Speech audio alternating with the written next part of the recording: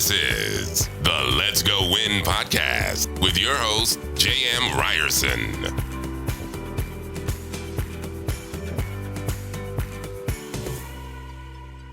What is happening, you guys? Welcome back to the Let's Go Win podcast. We have someone here today. She's got a ton of energy. It's midnight her time and she is going, you guys.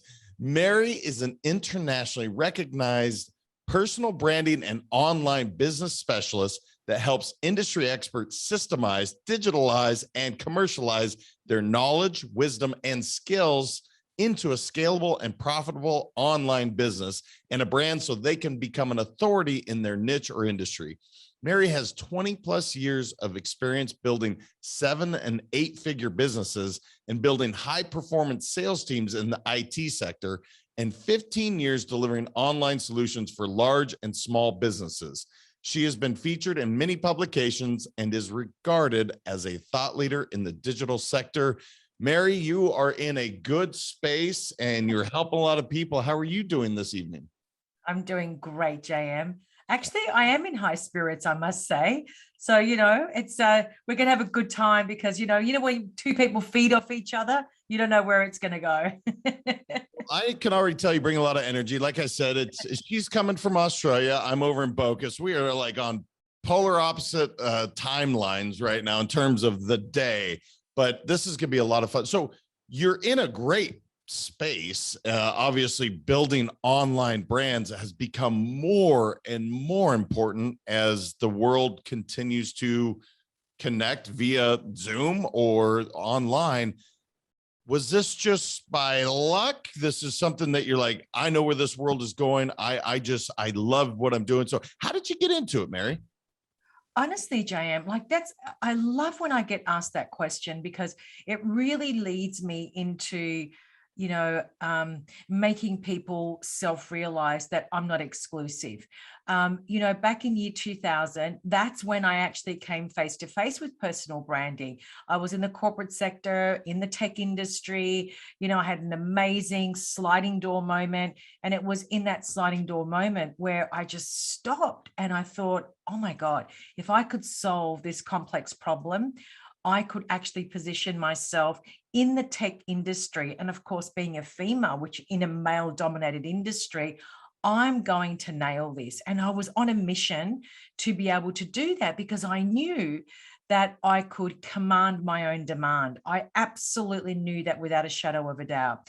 So from there, of course, I created success in the tech industry, but the best part of the twist, I guess, is that I was headhunted by a US company, a multinational in the tech space, to head their Asia Pacific sales team in the capacity of VP of sales. I had a huge sales team, and it was a really, really it was a challenge. I was asked to, it was almost at startup stage. It was a $4 million business. I was given a massive budget, grew a huge team, but I did something different.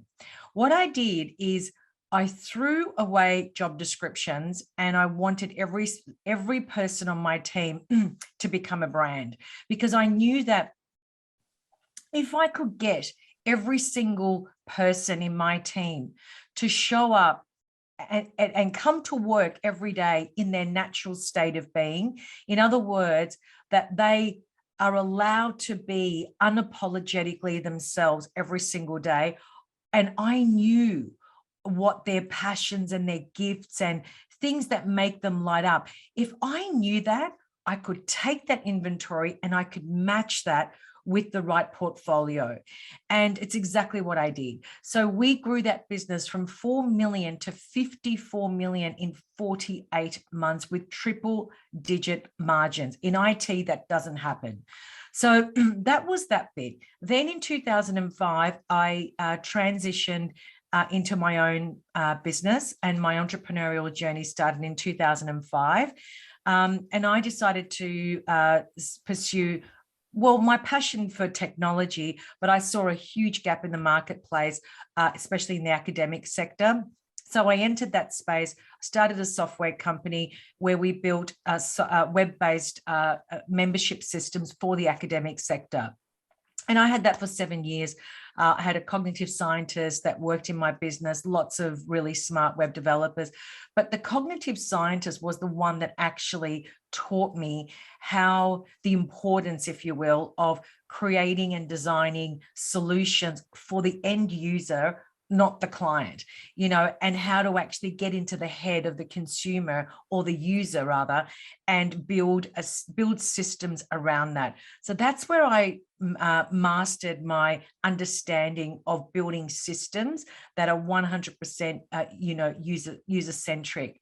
So then in 2012 or 2011, I had my second son, and it was 3 hours after he was born where I reached out to get my lip balm. My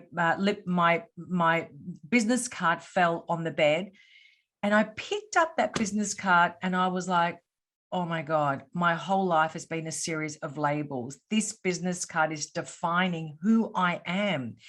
And I knew in that very moment, JM, that I would be resigning from my own company that I owned and built from ground up, that was turning over 7 figures a year, that I would resign from my own company. And it's exactly what I did.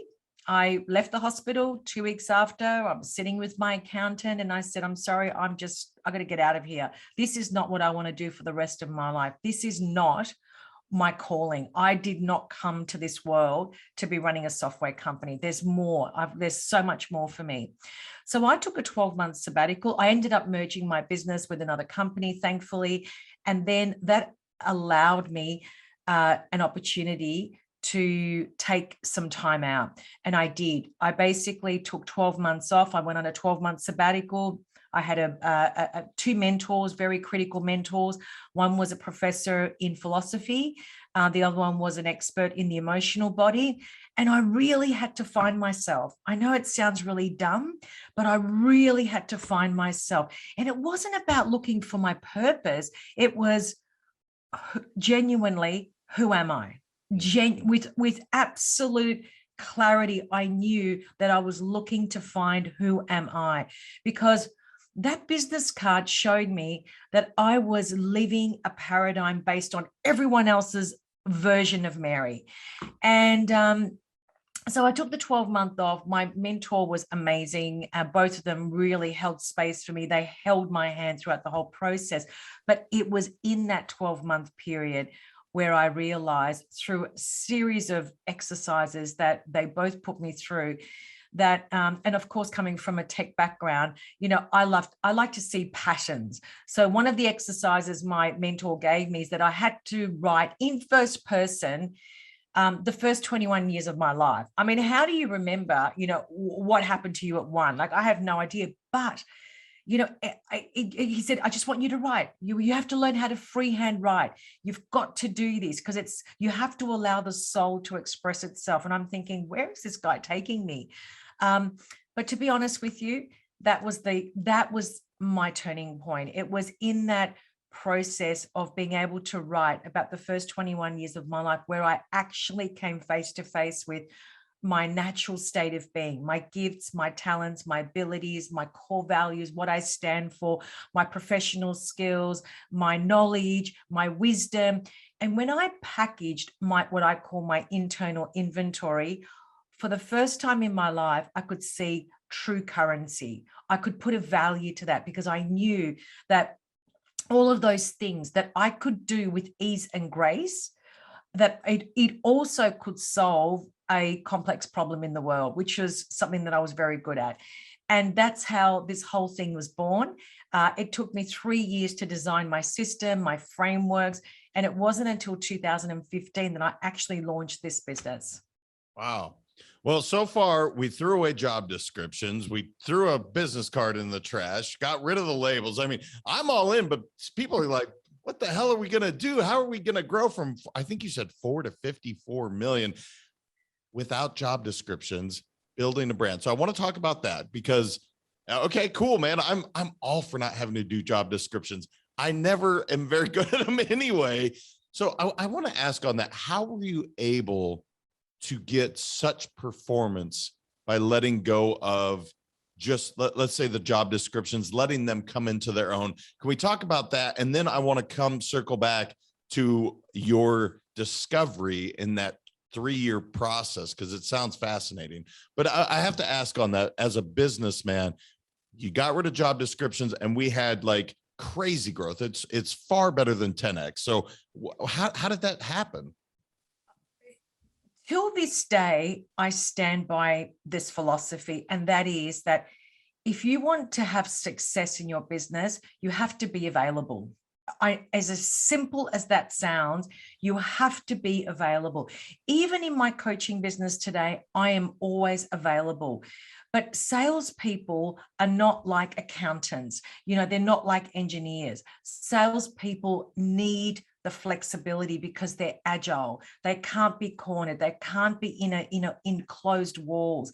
They need to express themselves. They need to be themselves. So how do we set boundaries? Well, you create systems, and that's something that I knew how to do. We had our meetings every Friday. Everyone had to show up. There was a very, very specific system that I wanted everyone to follow. So every Friday, we all knew collectively where we stood, where our problems were. And the great thing about that approach is that if somebody brings a problem to the table on a Friday, and I know, that person over there has their core strength is in that area where somebody else is struggling, I would buddy them up and I would say, guys, you need to solve this problem together, because one's got the strength and one's weak. So if you guys merge together and help one another, you're going to actually add value to not just one another, but to the collective team. And this was the buy-in. Not only that, but if somebody called me and said, I can't close this deal, I'm finding it really hard to close the deal, I would make sure that I would be at the meeting to close the deal, because I wanted to lead by example. My whole philosophy, even as a mother, JM, I lead by example. It's such an important part of who I am. And I think that what happens when people are in leadership roles, they follow very strict paradigms based on an antiquated status quo. People are afraid to challenge the status quo. I was not afraid to challenge the status quo. Fighting for my team with the HR team, I had no respect for the HR team. And I actually would say that, I don't aspire to be like you, so I don't respect you. So we either do it my way or we're not going to do it anyway, because I know I can get results. At least give me the benefit of the doubt. And so when I could prove that, I was, I don't like saying that I was right, but that my formula was working for the betterment of the company, for the entire company. The president of our company, which is based out in California, I spent a lot of time in California. He used to say to me, you're the only person in our entire company globally that flies business class and stays in 5-star hotels. And I said, well, of course I do, because look at the money I'm making. So, and I was really confident about that. I was sure about that. My team followed my lead because I simplified the sales process. I humanized the sales process. Why do we need job descriptions? They already know what a salesperson has to do. Here's your budget. Let's find a way to go and achieve it. Because I knew how sales people think and feel, and I was relatable. So that's why I felt that job descriptions had no value to us. Yeah, clearly you're out of the box thinker, yet we were talking about systems. So it's this really interesting thing where it's like, I'm going to completely blow it up, but we're going to put a system in place. It's fascinating. Your journey. And again, you look in your early 20s, but I'm just going to guess towards what is it about into our 30s, into our 40s, when people start to go, I don't know that this is what I want to do. I know I was chasing the corporate ladder. I was chasing whatever status, but there's this moment for so many of us. Do you have an answer for? I'm just curious, because it's a similar timeline for so many people I talk to, that they're like, I don't know that this is my purpose or passion. And you said literally 7-figure plus business. To hell with it. I'm going to go pursue what I want. Do you know why that is? Why is it that age frame? That's not everyone, but it happens so frequently. What is it about the mid 30s to early 40s where people are like, I don't know if this is what I want to do?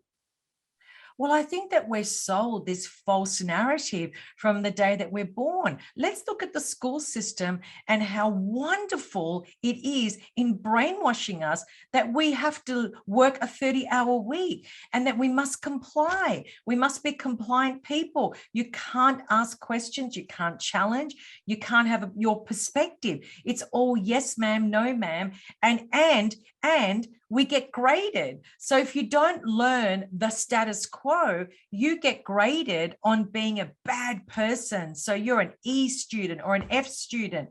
I mean, this is just unreal. So what happens, I think, for a lot of us, JM, this is just my perspective. I just think that people just have that a very finite moment where they become highly conscious that I just can't do this anymore. Like, I just think that you just get to that point, and I think a lot of people have got one foot on each side of the fence. And I was like that. But in that moment, when that business card fell on the bed, I was so certain, JM, I can't express it any clearer than that. I was so certain that I would never go back to what I created because it was not serving me. And the other thing is, and this is just, again, my experience, is I had to also come face to face with the truth. The reality for me was, okay, I've got this business that I've created into a 7-figure per annum business. I've got an infrastructure, I've got a team, I've got amazing clients. From the outside, you would think, wow, success, she's got everything that I want, supposedly. But you know what? That is, again, another false narrative, because it's a checklist. It's like, okay, I drive this car, I've got the American Express Platinum, I live in this house, tick, tick, tick. So therefore, I'm important and I fit this status quo. Now, let's look at it flip the other side of the coin. That finite moment when you just become highly, highly conscious, and it only lasts for a split second, you just immediately have to make that decision in that moment. I'm not going back. And that's what happened for me. I just knew it was never going to, but going back to the truth thing, for me, also in that moment, when I looked at that business card, what I realized, and this was really hardcore, was that I was looking for validation from my parents.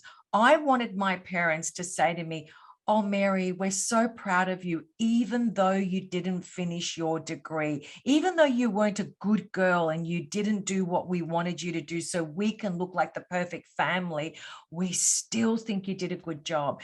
And I was comfortable with saying no more. No, I accept the truth. I'm willing to look at the truth in the face, and my bad, but this is an amazing experience. And I don't know where I'm going to go, but I do know one thing: I'm going to go somewhere that I've never been before. Yeah, I don't know if it's a cultural thing, something about Australians. You guys have this amazing ability to be like, all right, I'm just going to go for what I am passionate, I love. And I'm generalizing, of course, but you've seen it. And I'm clearly thinking of another Australian female that had this moment and changed not only her life, but so many others in Rhonda. I got to ask you, because personal branding, that's what you're an expert. I want to get into this. You have this thought, and I'm so curious to hear this, why you can't build your personal brand. Okay, we're all trying to do it. So talk to me about that. Why is that you can't build it? I'm fascinated to hear this answer. We can only define our brand essence and our brand truth. That's it. So I define, JM, you define how you want the outside world to perceive you. And there are attributes that are associated with your brand, whether it's a corporate brand or a personal brand. We're dealing with exactly the same attributes. The only difference is the driver. A personal brand is driven by mission and their legacy, and a corporate brand is driven by their story. Without Apple's story, there's no Apple. But a personal brand's driven by mission and legacy. Very, very different. Attributes are still the same in different order of importance. Now, I can define all of those attributes. I can't build it. I can only define it. The only way my brand can be built is through my paid clients, my prospects, my fans, and my followers. They're the only people that can build my brand. I can build my brand currency. I can build my social currency in the form of vanity metrics and followers and fans, because I'm creating a lot of content on social media. I can't build my brand. You, JM, you're building my brand, because after this experience with me, you're going to say, that was a really bad interview, or that was amazing. And you become memorable. That's how you build your brand. So my theory has always been, and so far it's worked in my favor. We have to learn how to not build our brands. We have to learn how to create ecstatic brand experiences, because that's what creates memories. When we create amazing memories and ecstatic brand experience, believe you me, people will tell another 5 or 10 people about you, JM. I guarantee you that. Only because you were prepared to give them an ecstatic brand experience. And that starts in a conversation on your website, social media, your keynote. Even when you give your free content away in the form of a lead magnet, even that has to be experiential. So the consistency in the brand is fundamental. And those people that get to experience Mary's brand or JM's brand, they're building it for me, because they're telling another 5 or 10 other people. Yeah. And you mentioned, I think what I heard is not getting consumed with followers, likes, all the social media metrics. So it's interesting to hear in personal branding, you're like, don't get caught up in that. Did I hear that correctly? Absolutely. You are spot on. And we shouldn't be chasing vanity metrics, because vanity metrics are not a currency. It's as simple as that. I can't tell you how many people that I know who have got 2, 3, 4, 500,000 followers, and they can't even put food on the table because they can't commercialize it. So there's a lot of other layers that are associated with buying vanity metrics or just chasing vanity metrics. But quite frankly, James, I'm not interested in being famous. I'm interested on my mission. I'm interested in serving humanity. I'm interested in pursuing what I'm so passionate about, because I know I can change people's lives. So what are vanity metrics? How are they going to add value to my brand, or how are they going to add value to my mission? They don't. So you've mentioned the word currencies 3 or 4 times. So this is clearly an important, and I know you were speaking monetarily on one aspect, but I think you're talking about something far greater when you say that word. Talk to me about what currency means to you. What is today's currency, especially in the world you're in? Talk to me about that, because you've said that term over and over, and I'm like, all right, I gotta dig in and see what she's talking about there. We associate currency with dollars, gold, silver. We've been brainwashed to think that that is currency. Now, let's look at it from a different perspective. If I have 20 years experience in my specialization, for example, JM, I have accumulated over 40,000 hours in my area of specialization in the form of personal branding, sales, and also building digital businesses. So collectively, that's 40,000 hours, okay? So if I was to give that 40,000 hours an hourly rate, even if we said $100 an hour, okay? 40,000 at $100 an hour, that's a lot of value, right? And if we look at that as a currency, immediately there you can say to yourself, oh my God, like I know a lot about personal branding. I know a lot about how to build sales systems, and I know a lot about building digital businesses. If I merge all that together, could that solve a problem? The answer is absolutely yes. when I can look at my knowledge, wisdom, and skill set in the form of a currency, and I know without a shadow of a doubt I can solve a complex problem, I'm sitting on a gold mine. It's just that we haven't been brought up to see it like that. You know how we have been brought up to see it? That when we get to 60, that we will retire, and all of that is just a sheer memory. But hang on a minute. Let me just say one more thing about that. And this is where in my 12-month sabbatical with my professor in philosophy, my mentor, but that's where purpose lives, JM. This is the crazy thing. So when we're told, the mystical teachers, they all teach us purpose is in you. It's already, everything you have is in you. I used to think, what are they talking about? I've read 45 books and I can't see it. I don't understand. It's in me. Where is it in me? I've looked, I can't find it. It wasn't until that experience that I was like, holy moly, they're right. They already is inside of me. I call that my internal inventory. And that internal inventory is made up of knowledge, wisdom, and skills. It is a currency. There is a value. I'm sitting on a gold mine. And once I can unpack that, understand what my attributes look like, my natural state of being, gifts, talents, values, my story, all of that packaged with my professional and personal experience, I can solve a problem. I can make a lot of money. So I want to help a lot of people because everyone is probably feeling how you did, because we all hear it. It's in you. It's in you. It's in you. One of the things you mentioned is writing it out from 0 or 1 to age 21. What are some other things that allowed you to pull out? Was it letting go of certain ego, letting go of certain labels and titles? Talk to me about that, because I think everyone is feeling as challenged or frustrated, saying, cool, man, I want that purpose. How the hell do I find it?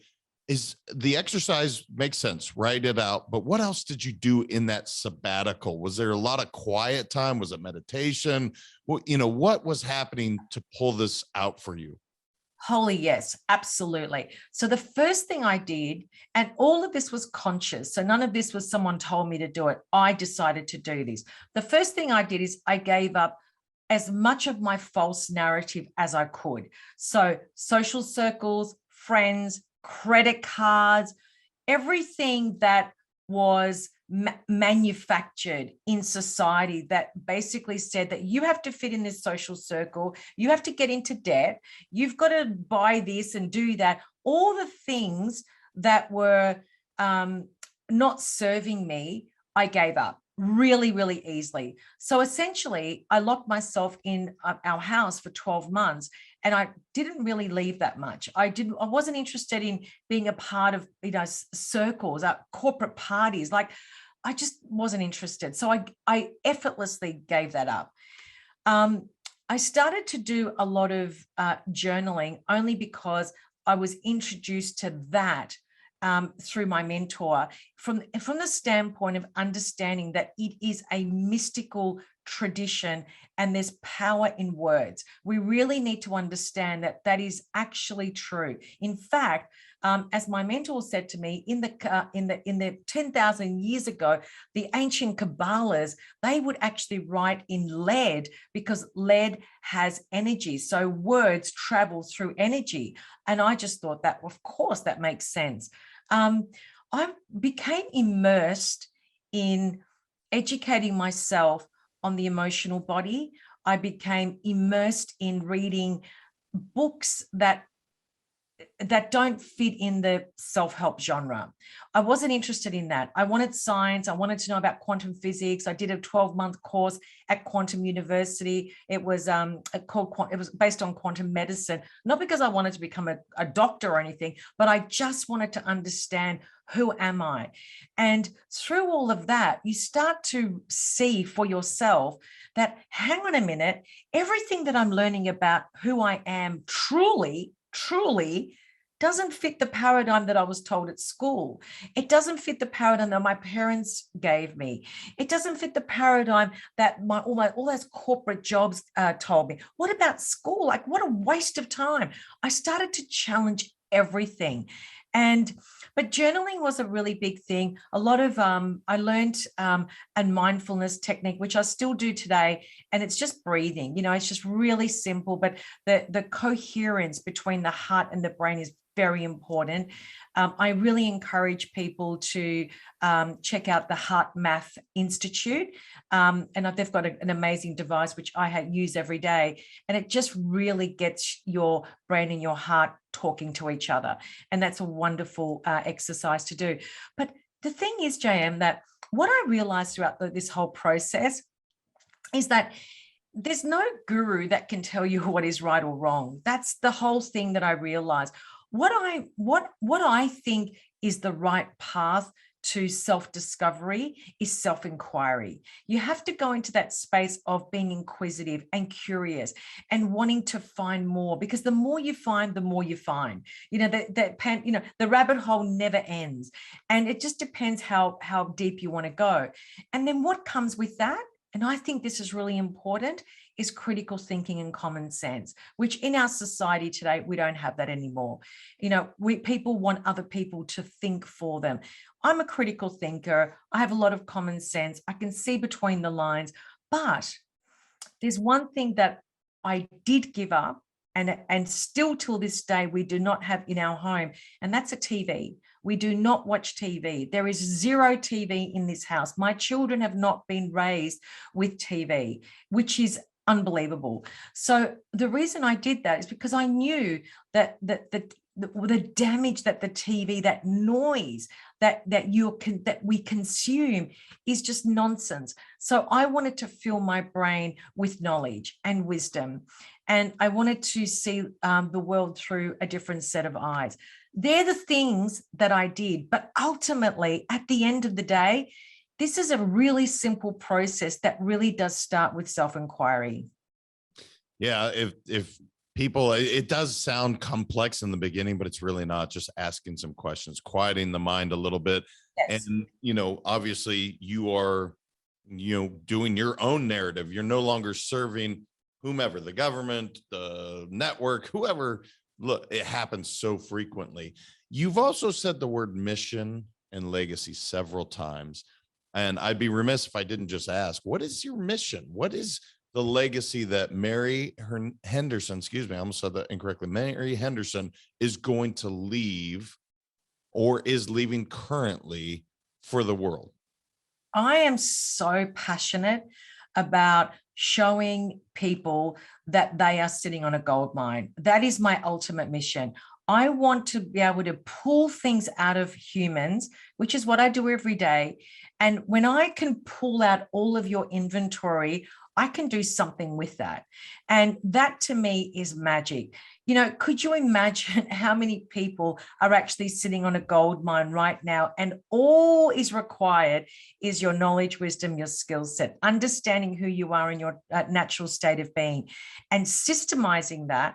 I mean, I just can't explain the magic in that. And I see it every day. When my clients come to me, they're like, oh my God, I'm everywhere. I don't know where to go. I've done this, I've done that. And have become an extremely grounded person. So you can throw anything at me. I'm pretty calm and I can listen, so I'm listening and I'm pulling things out of people that they've never even considered before, and so when you come back and you say, this is your program, this is the solution that you're going to be selling, this is the problem you can solve, here's your audience, people go, whoa, oh my God, I've never thought of that.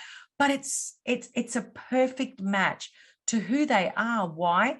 Because it represents everything that they are in their natural state of being. They show up every day in the world, and they have the capacity to not just celebrate, but to show up as that person with those gifts and those talents and those values and what they stand for. All of those things that they've always been now suddenly comes to life. It's like the soul is awakened, and the soul says, thank you very much. I've been waiting for you. And you could just see these people just shine like a flower. It's just unreal. So and this is kind of a loaded question because I've experienced what you're talking about, but does Does life become easier or harder? And how and why? And is there an answer of why? I don't know. Maybe there is, maybe there's not. Maybe it's some of the reading, like the surrender experiment I'm thinking of as I'm talking. Like he just, everything that would come to him, he's like, okay, I'm going to do it. And it continued to take him down what he felt was the path for him laid out by the universe. So is it make life easier or harder for these people? I think that when you pursue your true purpose, when you really understand what that looks like, and very much based on consolidating your knowledge, wisdom, and your skill set, and understanding what that truly looks like, I think that what happens is that life is not easy. We're full of challenges because that's the journey, isn't it? If it was easy, how boring would it be? So I don't like to use that language. What I like to use is that there's so many experiences in a day. And I love that. You know, I always use the analogy that I'm always the tortoise in the race, not the hare. I'm not in a hurry to get to the finish line. I want to just stop and have a look around and meet JM, and then tomorrow morning I'll wake up and I'll do this. And there's all these experiences that happen in my day. I think the key is that when you actually are living what you're meant to be doing, there's a real ease and grace that comes with that. You're grounded. Your focus becomes your focus. There's anything that comes, any obstacle or interruption that comes into your world, into your ecosystem on a day-to-day basis, you have the clarity to say, if I let this person into my world today, is that going to take me one step closer to my goal or one step away from my goal? And if it's going to be one step away from my goal, it's really easy for me to say, no, thank you.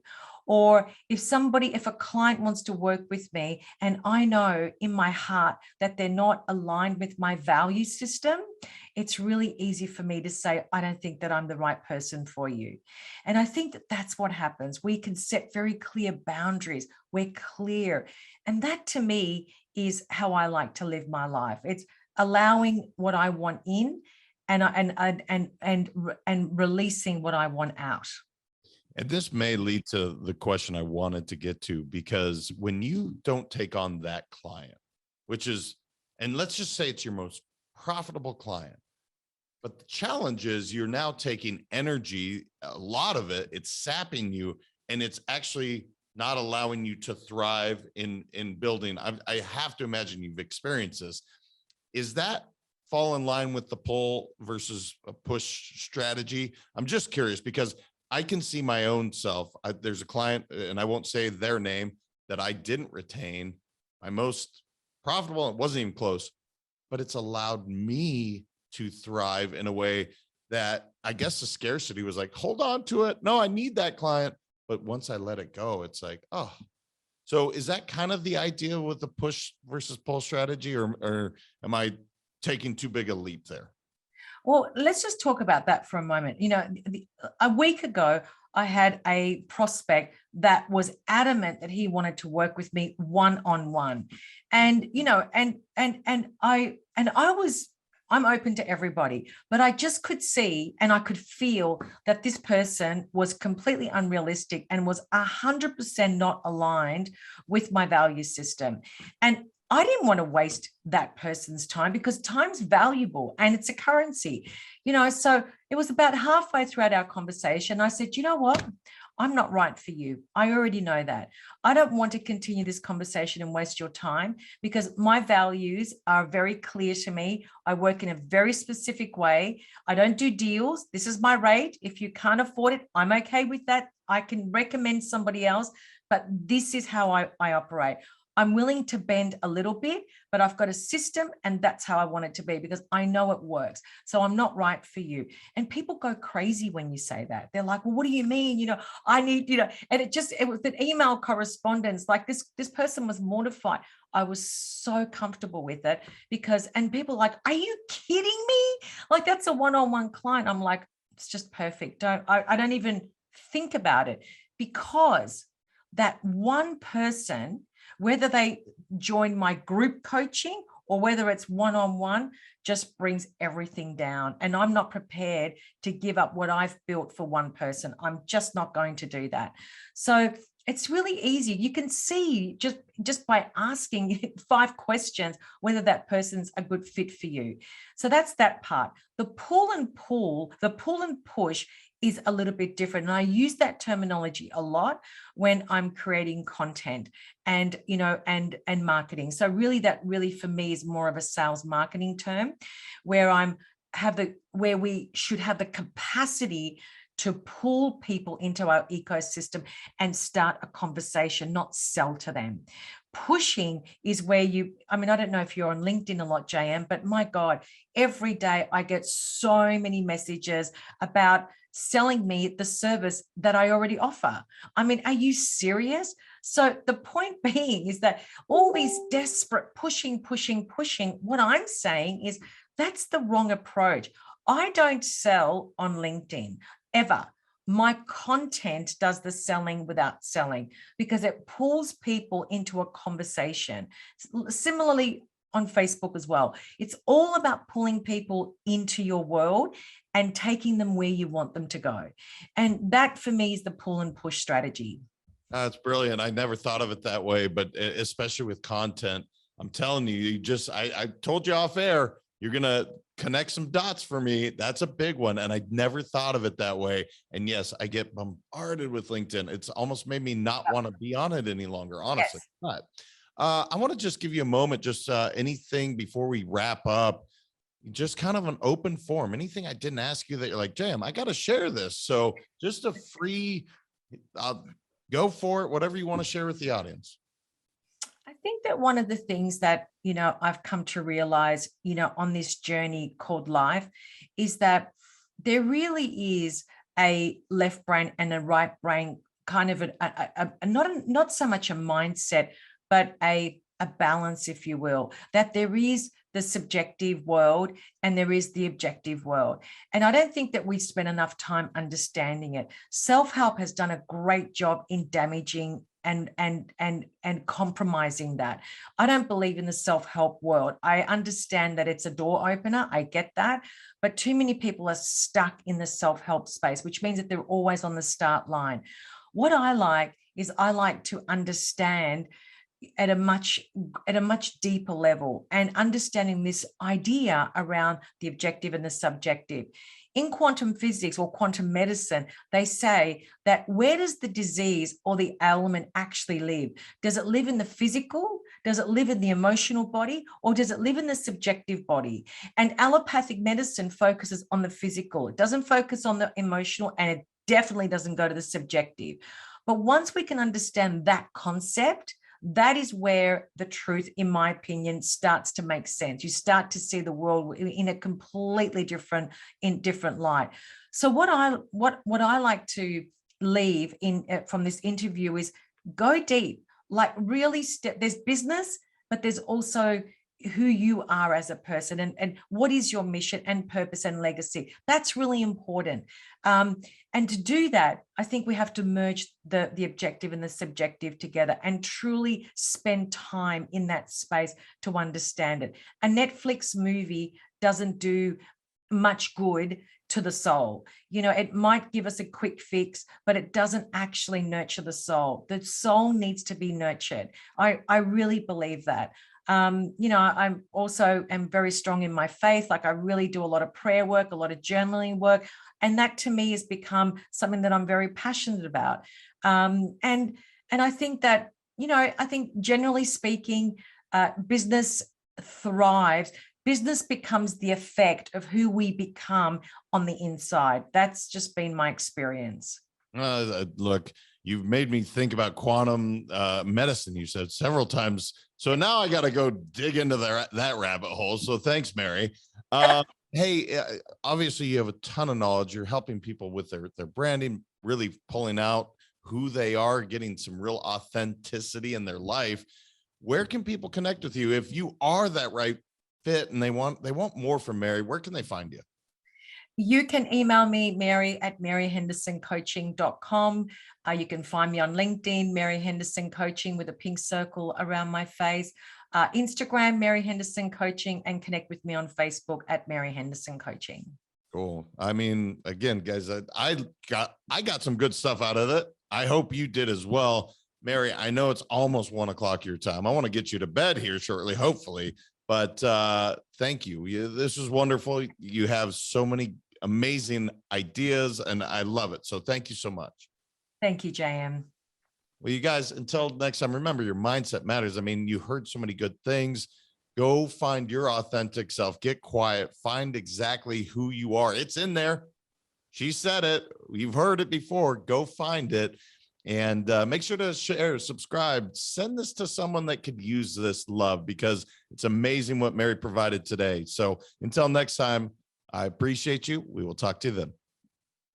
Thank you so much for listening. If this content is delivering value to you, please make sure to subscribe, rate, and review us. That helps us build this community, and that is what we are all about. Building this community as big as we can, helping as many people as we can, and deliver as much value as possible. Be sure to head over to letsgowinpodcast.com for information on my coaching courses, and make sure to follow us on Facebook, Instagram, and LinkedIn at Let's Go Win 365.